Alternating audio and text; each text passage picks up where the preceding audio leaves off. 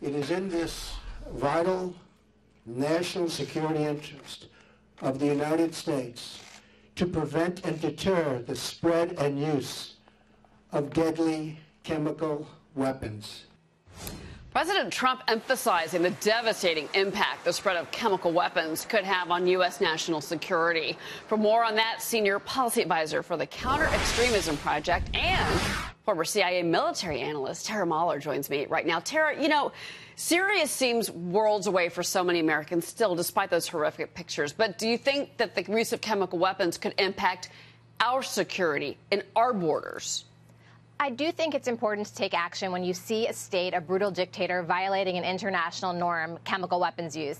Having said that, the Assad regime has been committing atrocities for a while, and while this was a good response to a horrific attack, there's still a lot more that's going to continue in the way of violence in Syria, and we really need to look now at the next steps. What is the administration's longer-term strategy? This was a good proportional response for a horrific chemical weapons attack. They crossed a red line. The Trump administration made that clear. But what comes next? And I think that's where we don't really have a clear outlook just yet in terms of what the strategy is going forward. Well, you know, President Trump made it clear we're taking a strong stand against Bashar al-Assad. But what happens next? Do you think the U.S. finally is ready to get this guy out of power, this evil dictator out of power?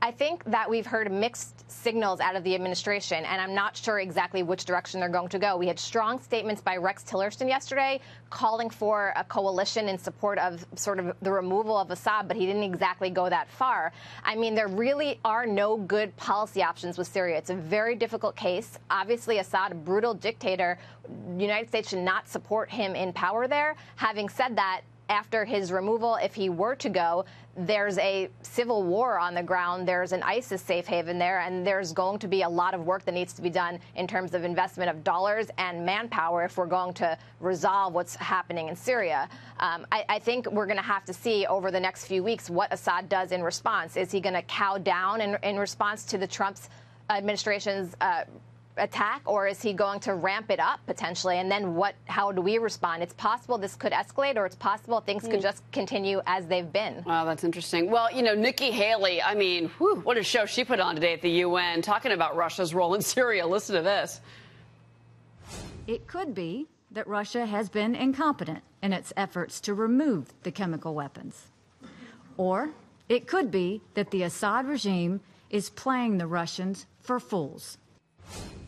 She says it so eloquently, but man, that message is clear. What do you think's more likely of what she just said? I think I enjoyed her statements at the UN. She had strong statements with regards to the chemical weapons attack. She had strong condemnation for Russia.